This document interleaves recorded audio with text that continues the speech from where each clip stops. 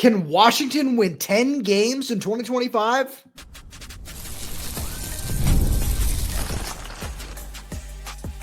You are Locked On Huskies, your daily podcast on the Washington Huskies, part of the Locked On Podcast Network, your team every day. Welcome back into another edition of the Locked On Huskies podcast. I'm Tomashoff. That's Lars Hanson. He writes with me over at Huskies Wire. Thanks for making this your first watch or first listen of the day, as we are part of the Locked On Podcast Network, your team every day. And just a quick reminder to all you everydayers out there, wherever you get this podcast, YouTube, Spotify, Apple Music, Amazon Music, make sure to click that subscribe button, click that little bell as well, so you don't miss when we post a new video. And if you're on the audio only side of things, please make sure to leave us a 5-star review. All that really does help this channel out a lot.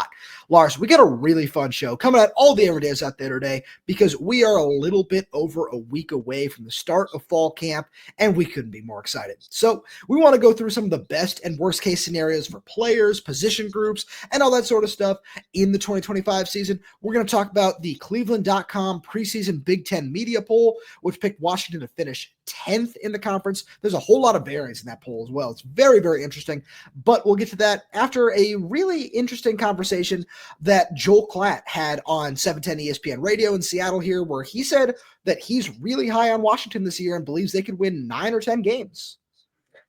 It's believable, but it sounds kind of insane, because if you talk to most national people, they really don't know that much about Washington. They don't know. They hear about the name Damon Williams, obviously, because anytime Jed gets in front of a microphone, as we talk basically every other day on the show, he will always go about Damon Williams. But beyond Damon, there are a lot of question marks, because we do know, the potential of Tacario Davis and the Patience Brysoff being back together this season. We do know what Ryan Walters can do with the defense, but until you see it, it is hard to believe a little bit that Washington could be a 9 or 10 win team. But once you start to see it by the end of September, it actually will be pretty believable that, again, injuries aside, all those obvious, kind of key indicators aside, Washington absolutely could win 9 or 10 games this year. Yeah, I absolutely agree. It's certainly not going to be my record prediction when we do that in the next week or so, but I look at this team and I think you've made enough upgrades in the right area. And this is going to be a big theme of the show for me, is I'm going to spend a lot of time talking about the defensive line, because it is the ultimate X factor for this entire program, not just the defense as well, and what Ryan Walters is going to bring to the table this season, but it's going to impact so much of what Jed Fish wants to do offensively, because we saw it at so many different points last year where you just couldn't stop the run, and it extended drives. I think about the Indiana game in particular, and how many 12, 13, 14, 15 play drives they had in that game.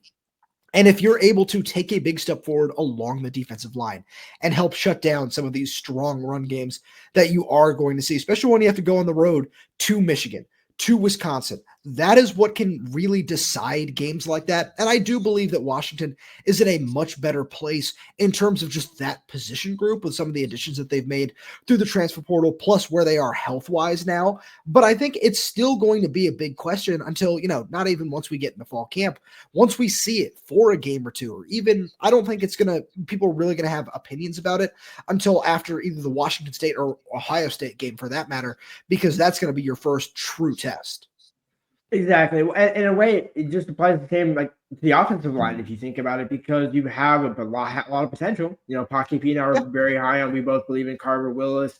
Obviously, we know what Landon can do, but we still need to see Drew Party bounce back at right tackle a little bit once he gets another full season in the Big Ten. And then you look at right guard. Who is it? Is it Guerin? Is it Zach Henning? Is it, you go down that list of guys. There's a lot of potential on the offensive line, but that's almost when we talk about, can you? It's at your very best you can, but how quickly can you get to that level as you just talked about, against Ohio State, where if that line is shaky, that could kind of set guys back a little bit. Or if you're going to hold up against Ohio State, maybe you don't win the game, but you show you can hold up in the trenches on both sides of the ball. That's a lot more promising for that Wisconsin game, for the Illinois game, for a few of these other games that are going to be challenges, but winnable challenges. Whereas the Ohio State game, I know, is kind of going to be the most unfair litmus test, because it's the first the conference opener, and it's the defending champions and all those sorts of things. And it's like, you really got to find out early on where are your floor and your ceiling so early on. So I disagree with it being an unfair test. I like where you're going with that, and I don't think anything that you're saying there is wrong, but I don't think it's necessarily an unfair test. I think it's going to be just one of it in a week, really, that's going to be full of really insane matchups around college football, which is going to be awesome. I think it's a game that brings just uniqueness to the table because obviously Ohio State being the defending national champs, they still have so much talent on their roster, headlined by guys like Jeremiah Smith, Caleb Downs, all that sort of stuff. But I think it's one of those things where you can catch them early enough. It's something that Josh Pate was saying over the summer as well. And we talked about that on this show as the Everydayers know, where we said there is certainly a possibility, a very slim one. It's one of those things where you look at it and Ohio State is going to have so many new starters across the board. Again, the same high-end talent is still going to be there. I like what Julian Sayin can bring. He's a really talented quarterback. But I think there is certainly a possibility there. And I'm glad you brought that up because if Washington were to win 10 games, that means not only do you probably have to be perfect on the road, because if not, you have to win 2 of these games. You have to be at least one of Ohio State, Illinois, and Oregon to get there. I truly believe that you have what it takes to win 1, if not 2 of those games, because I'm not completely sold on Oregon with how much, just like Ohio State, how much just new talent they're bringing to the table in terms of guys that weren't on the roster last year. And they've been able to put it together before. I just think this is going to look a little bit different. I'm not completely sold on Dante Moore just yet either. But I think it's one of those things where we've seen what Washington can do when everything is clicking. We've seen them look really good in certain stretches. We saw it against Michigan last year as well. And I think this is one of those things where you have to win a couple of those games for sure, but you also have to get over that hump of playing on the road, which obviously we didn't see last year when they went 0-7 away from Husky Stadium. Absolutely. As you were saying and making all those great points, it made me think of something. This is why you played Damon Williams in all 13 games last season. So he has the head start over Julian Sayin and Dante Moore. Because as you're talking about that, the key position in all of this is quarterback. And the fact that Damon has that experience in the whiteout, has all that, and now the point that Joel Klatt made on 710 was you have all of these games at home. Like your toughest road game is probably one of Wisconsin or Michigan. I think it's Michigan, yeah. Just again, depending on that, because neither one of those programs are going to be preseason top 10s. And I don't sure per se. And so when you think about that, both of those should be gettable games, but they're on the road. The one thing Jed proved last season, he knows how to defend the turf. He knows how to defend Husky Stadium, and that's the one thing. One of the things he did right was 6-0 at Husky Stadium. So you still have the 20-game win streak or 22-game win streak, whatever it is now. And again, by the time you get to the Ohio State game, it should be either 22 or 24. It would be 22 at that point. Oh, and so then you're talking about, that's when you can really start to say, hey, this is how the streak started. Is it how it continues, or is it where it ends? Where we talked about Kalen's, where you had a couple cupcakes, and then it was, okay, now are you really going to plant the flag and get this thing going? Or is it you beat the 2 FCS schools, you beat Wazoo on the road, and you come back and you lose by 21 or 28 to Ohio State? That would be a lot uglier than 3-0, and either you squeak one out or maybe you lose by, call it two possessions, 10 points, so something in that realm where you can make it a little more respectable. Yeah, you lose the streak at home, but I think we've seen Jed kind of not play different at home and coach different at home, but there is just something different about Husky Stadium. It's what people talk about all the time. It's one of the toughest places to play in college football, and it's underrated because there's only 72,000 you can pack in there, not the 108 whatever at Nittany Stadium, Happy Valley and the Shoe and all those things. But it's a very unique atmosphere. So finding a way to take advantage of that will be important for Jed Fish. Absolutely. And it's just one of those things where if you're able to just get this going early and, you talk about it, if you're able to keep it close against Ohio State and make it a tight game and have that potential to pull off an upset, all of a sudden you look at the rest of the schedule differently. If you are coming out of non-conference 3-0 and you're able to beat Wazoo on the road, because that's going to be a big test in and of itself, obviously, just in terms of going on the road and showing that Jed can do that, as we've been talking about. But I look at what this team brings to the table in terms of talent, in terms of coaching, and I think they have everything they need to take a step forward. But I think some people around the Big Ten don't seem to believe that. And we'll get there right after a message from our good friends over at Game Time. You've ever decided at the last minute to head to a ball game with friends or family? Maybe it's game day, and suddenly you realize you want to be in the stands. That's exactly where Game Time comes in. It's the easiest way to grab last-minute tickets without the stress. With the money you save on tickets, you can splurge on food, drinks, merch, or even invite a bigger group to come with you. Game Time makes it possible. Game Time makes buying tickets fast and simple. Prices on the app actually drop the closer you get to first pitch, and they've got incredible last-minute deals, clear seat views, and a lowest price guarantee that takes the worry out of buying. Game Time is the official ticketing partner of Locked On MLB and making it easy to browse the app for any exciting game that you might want to attend. I've been using Game Time a lot this summer. I used to watch Paul Skeens when him and the Pittsburgh Pirates were in town, and of course when my Boston Red Sox were in town as well to take on the Seattle Mariners. Take the guesswork out of buying tickets with Game Time. Download the Game Time app, create an account, and use code LOCKDOWNCollege for $20 off your first purchase. Terms apply. Again, create an account and redeem code LOCKEDONCOLLEGE for $20 off. Download Game Time today. Last minute tickets, lowest prices guaranteed. Lars, the Cleveland.com preseason Big Ten media poll is always just the first one that comes out where it's all right. We really are getting close to football being back. And I was taking a look through it this morning before we recorded on Monday, July 21st for all the everydayers out there. And I was just kind of like, this is odd because some people were very high on Washington, who was projected to finish 10th in the conference. Some people had them finishing as high as 6th, which I really like. I would probably have them in that 6, 7, 8 sort of range myself. Some people had them finishing as low as 14th, which I get it. And, we're going to have this conversation kind of carry over into these last two segments here, but I don't see them finishing that low. I feel like 9 or 10 might end up being the floor with just the improvements that this team has made throughout the offseason. Again, worth reminding it's out of 18. So, yeah, I always have to remind myself of that. And in a way, so if you put them at 10, you're just around that middle of the conference, which I think I would say it's fair to start them in the middle of the conference, but I think, again, kind of what we've been saying out there best, they should be in that 6, 7, 8 range. The closer you get to 9, 10, 11, or 12, that's a little too far. Because I don't really see, again, not to carry into the last segment, but it's just like you really can't see them going that far south unless, the chaotic happens. Damon gets hurt or something like that. So it's a lot of unknowns. I think if you think about Omari Evans, nobody knows about what he's going to look like opposite of Denzel because he's coming from an offense in Penn State where he wasn't relied upon as much as what the country got to see at Denzel. And obviously, you have several people in the NFL draft world and things like that where people start hearing the name Denzel and then Tacario, and they know all these names, and then it's like, but there's still other guys behind him. And what can CJ Christian do? Can he emerge there?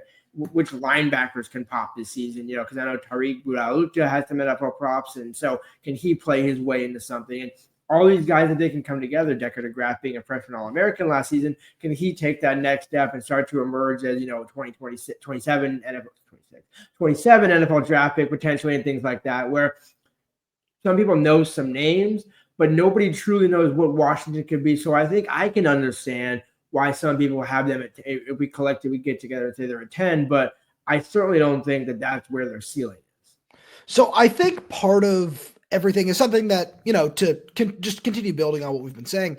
I think part of the expectations were people who might have them in that 10 to 14 range just simply stem from the fact that Jed has not shown he can win on the road yet.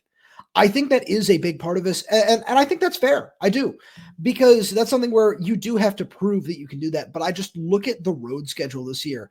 And like I said a little earlier, Michigan and Wisconsin are going to be really tough just based on environments alone. I don't know if I'm completely sold on either of those teams just yet. I know it's something we've talked about over on the Big Ten squad. If Wisconsin is a new coach by that point in time, or they've already fired their head coach, that's not something that would necessarily be super surprising with the way they've looked over the last several years.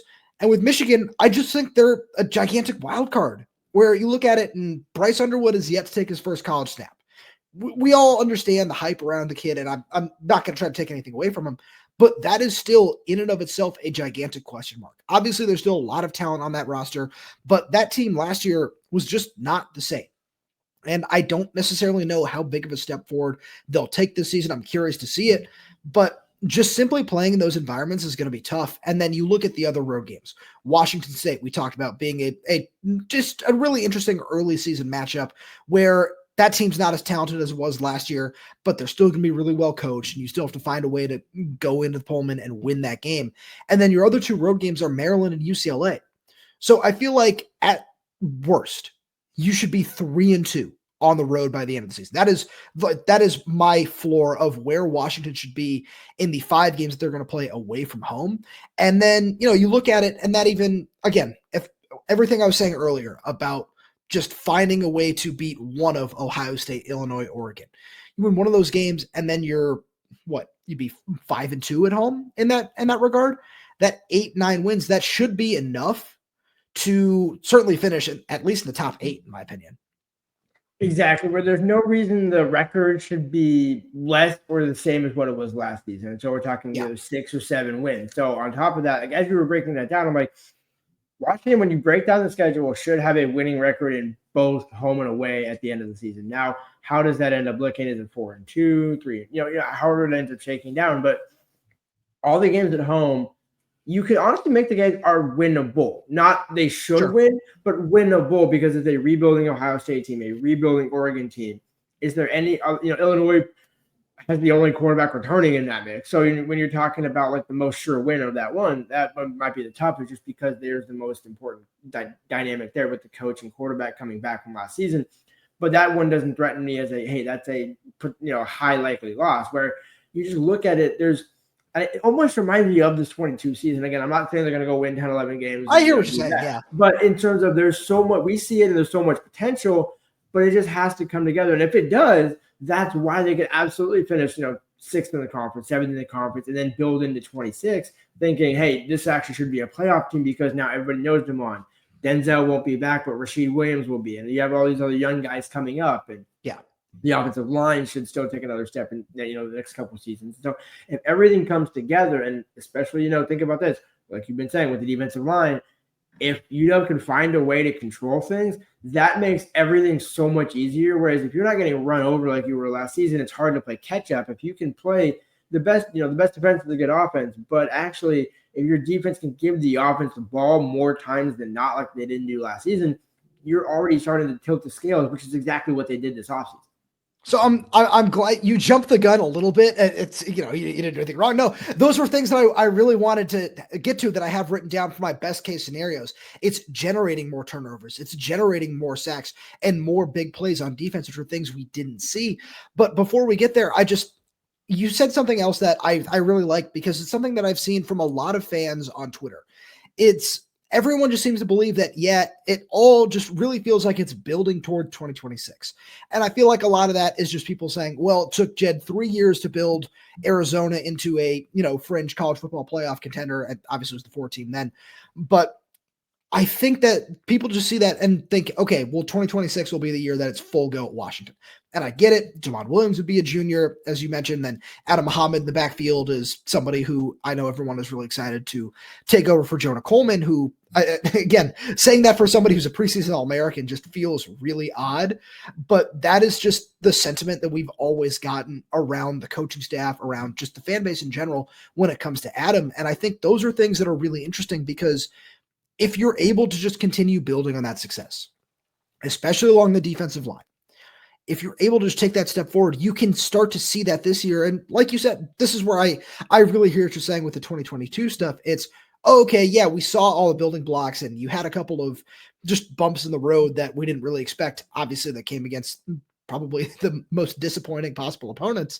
But I look at what Washington can be this season, and there's no reason to think they can't be 8-4, 9-3, or a little bit better, with that potential to continue building into 2026, where, they're going to come into this poll where, Washington's a top 5 team in the Big Ten coming into 2026. That all feels very, very possible, especially if you can continue recruiting and just keep that talent acquisition in the right direction, which with the defensive line would certainly require another transfer portal influx at this point in time. And that feels like it might be leaning towards the best case scenario, because we've got some bests and some worsts that we want to get into.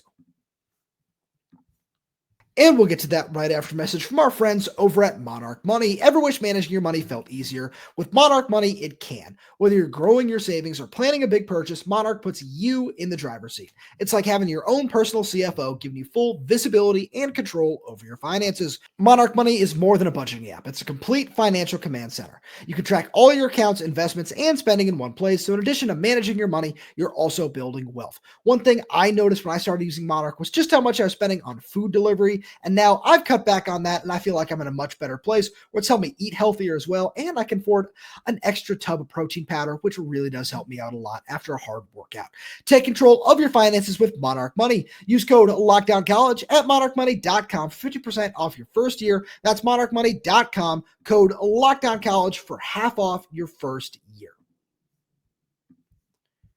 Lars, we kind of kept this segment open-ended for a number of reasons, where there are certainly some things that could, in 2025, go really well, like the defensive line taking a step forward, Tacario Davis generating some turnovers, some interceptions. I highlight him because I have a whole lot I want to get to on him as well. But there also could be things that don't go as well. Maybe the offensive line doesn't take the step forward that we expect it to. Maybe some player doesn't live up to the hype that they came here with out of the transfer portal or the preseason accolades that they might have achieved. All of this, we decided to say no injuries because you can't predict those. You never want to predict anything like that. But is there anything that you see going one way or the other that you're excited about or just a little nervous about heading into 2025? The depth potentially in the secondary, just in the sense of, again, we know it's all young. We know we like the high end potential of O'Brien, Dylan Robinson, all those guys. What happens if, there's a little more of an acclimation period, shall we say, and you don't. Yeah, I like where you're going with this. And Tacario, again, Tacario and Peterson can hold up, but maybe we saw Peterson kind of struggle a little bit at times, and so if either one of those guys happens to take a not step back per se, but just if it's not able to be as strong as we think it will be, that's certainly going to be a test. How does the safety combination come together? We both like the upside of CJ Christian, Alex McLaughlin. Obviously, we know what Mikkel can do. But what if that doesn't necessarily come to fruition or, work out as we like to think? That to me is also where you could, take a step back. The obvious one, of course, is, if the defensive line, if Simone Peppa isn't, able to regain that form that he had when he was, redshirt freshman at Utah. If Logan Sakapalu is not able to, really take that next step forward and get himself, fully into the mix there. Even we can talk about Javon in terms of if he doesn't come back, that's another body that you don't have. If Armand Parker doesn't, return to the high school form that we think, there's a lot of guys where we know what they can be, but until we truly see it like that, if it doesn't come to fruition, that'll be where it starts to fall off in that worst case scenario side. Yeah, I agree, because that's one of those things where all of a sudden that depth that we've talked about, it's not there. And that is the defensive line's biggest strength coming into the season. And I want to talk about the other side of that, because I think that this is a group that best case scenario, it goes from finishing number 15 in this is one thing that I think people forget. I know I just stopped myself mid-thought there, but this is something that I think a lot of people forget. Washington finished number 15 in the Big Ten last year with 20 sacks. Do you remember how many of those came against Eastern Michigan? 5? 7. So in the other 12 games, Washington had 13 total sacks.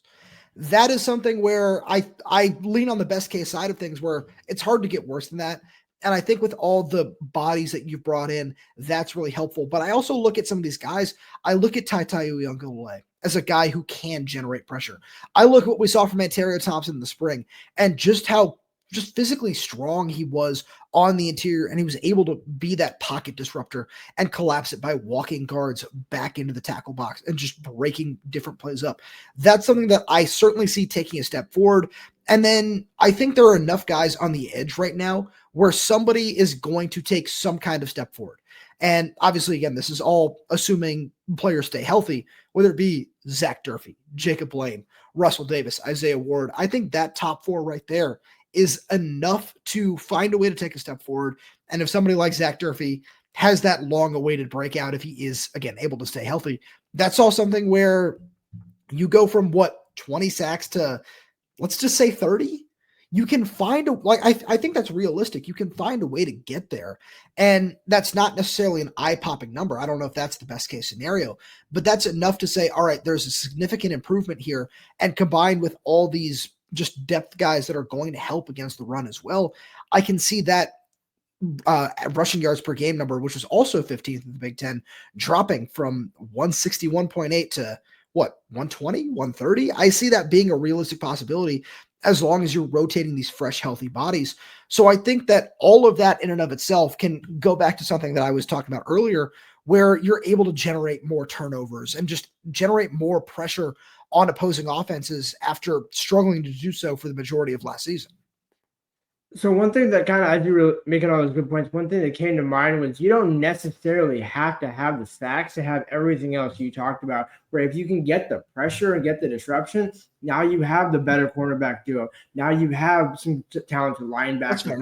Because again, Carson, we love Carson Bruno, don't get us wrong here, and we love Alfonso and all that. But a different level of guys when you're talking about having potentially Jacob Manu, Tariq Bulalutu, and actually Alexander, who can all do a number of different things. All that potential then becomes, okay, you can force those things. You can force havoc. You don't necessarily have to have the sack production. You need the pressure production, which again is one of the newer stats, in football, both in college, where how can you truly tangibly see that? Well, how many 3 and outs are you forcing? How quickly off the field? How short are the drives? Are we talking 5, 6, 7 plays or 8, 9, 10, 11, 12, which is what happened last season, where, like you mentioned with the Indiana game, where it doesn't necessarily have to come truly in the form of sacks. Where, again, we both hope the best case scenario is you have 30, 35 sacks and 8, 10 picks or whatever, and you're truly seeing all the numbers come to fruition, where it's that 8, 9, 10 win window where each kind of number correlates to a certain win total, and you're thinking, well, if you can force a number of, if you can flip the script, that's really all you're trying to do. You're just trying to get the ball back in the offense's possession. It doesn't have to be a turnover. Jed obviously would have liked that. John Richardson certainly would like that. And you brought the coaches in to get you to do that, but just how quickly can it come together versus, hey, maybe, we just need to slow down the run. We'll kind of play a little possession ball. And that's kind of what the Big Ten is on some level, depending on the matchup. So I like where you're going with all that. And when you started talking about interceptions, it just set me up perfectly for this, because I feel like people are going to say, well, that's a little ridiculous. It's the very obvious best case scenario. But the best case scenario for me with Tacario Davis this season is he's a first team All-American, because he legitimately has that upside.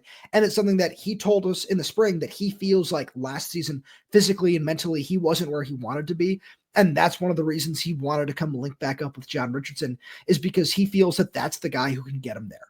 And I think that that's something that's really important to note here, because we know that he wants to finish off those plays with more interceptions. He's got 22, I believe is the number of pass breakups to his name over his 3 seasons of college football at Arizona, and only 1 interception.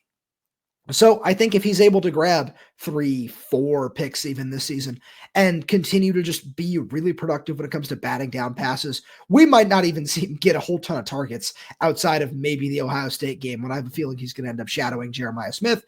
But I think that's something where obviously you can say that's the best case scenario with any player, right? But not every single player is a first team All-American talent. But Tacario is just such a unique player at the position, being 6'4", 200 pounds, having those extremely long arms, and the ability that he has to press coverage in this defense, where it's going to ask him to play so much on an island out by himself, that he certainly has all the talent in the world to achieve that this season. And just to kind of carry out for that, because he doesn't get those targets, that means the Bichon Price Hawk has to benefit from that in some way, shape, or form. And if the whole not necessarily. Well, no, but I was thinking when they were at Arizona, like when they were at their best, you couldn't really pick one or the other. And that's what I'm saying. If you can truly get that duo back to what it was, if Bichon will kind of be the best benefactor of that, is if Tacario ends up being that first team All-American. No, I disagree. What about Rahshawn Clark? I hold him in that separate category, just because Rahshawn Clark is a different type of animal, because he can do so many different things from that nickel position. Sure. I think he's the X factor, not the true benefactor. But again, that's where I disagree, is because if you're going to be playing so much man coverage, and obviously with base personnel just being 11 around just football at this point in time, I feel like that's the guy that opposing offenses are going to pick on. And honestly, this wasn't a rant I was going to go on today, but the best case scenario here is Rahshawn Clark is the guy that leads this team in interceptions. Like, he has that ability, because you talk about Ephesians Prysock benefiting. Not necessarily, because when you have a big, long pair of senior corners on the outside who have such good chemistry together already, and they just play so well off of one another, why would you not attack the redshirt freshman? Why would you not go out there and attack that guy? And that's something that I have a whole lot of thoughts I want to get on other shows, because there are a couple of things I want to make sure we get to on this one. But that's something where the best case scenario for, I think, the secondary as a whole this season is Rahshawn Clark becomes the true building block for you. Is like, it's great if Dylan Robinson or Leroy Bryant breaks out, but having that guy, especially after what we saw him do this spring, there's no reason that he couldn't take a huge leap forward. I agree, but I think that would be my expectation for it. We just see that coming from him. I'm just curious, like, how quickly can Rahshawn make that impact versus, I don't think it's going to take him long to show. It'll be by the Ohio State game, maybe by the Maryland game, where people are like, hey, this guy, like this redshirt freshman here, like this might be a freshman All-American. I know it's a redshirt freshman, you know what I'm saying? Where it's like, that's a guy where quickly people are going to start to take notes. So for me, I agree with everything you're saying, but it's because that's my expectation for him, not that it would be. That's fair. That's fair. So one more I wanted to get to here. It's on the other side of things. It's the worst case scenario is this offensive line doesn't take a step forward. I think there is certainly a reality where this comes to fruition. Again, this is all injuries excluded, where maybe you don't figure out what the true plan is at right tackle, and somebody in Carver Willis, who had been playing left tackle for so long, you slide him back over there because you can throw Maximus McCree in there at left, and he's played that position before as well. I think that's something to consider here. I look on the interior of the offensive line, and maybe these freshmen, they look physically ready to play, but early on, we don't see that same progression against other teams that maybe we saw in spring practice. And maybe we see it again in fall camp when we get out there. I think these are things to consider there. And just, there are so many questions that I still have about the offensive line that are just excluding DeMond Williams, because we know what the variance is there. And I think we all expect him to have a very high floor coming into the season. But if this offensive line doesn't take a step forward, I'm concerned about what this offense could look like. I think it will. I think it's going to go from being the worst offensive line in the Big Ten in terms of sacks allowed last season to a middle of the road one. And I think that would be enough. But if we don't see that jump, I'm concerned that we might not see the same, yardage or other things put up by this offense that we did last season, which is just something to keep in mind. Because, Lars, we're going to jump out of here for the day. As always, thank you so much for being here. Thank you to all of you tuning in. We really do appreciate your support. We got so much more fun stuff coming for you throughout the offseason. So please make sure you subscribe wherever you get your podcasts, YouTube, Spotify, Apple Music, Amazon Music. We're there. We're everywhere. We're updating this channel with new content every single day. So make sure you click that like button, click that little bell so you never miss when we post a new video. If you have any questions, comments, concerns, drop them right down below in the comments section.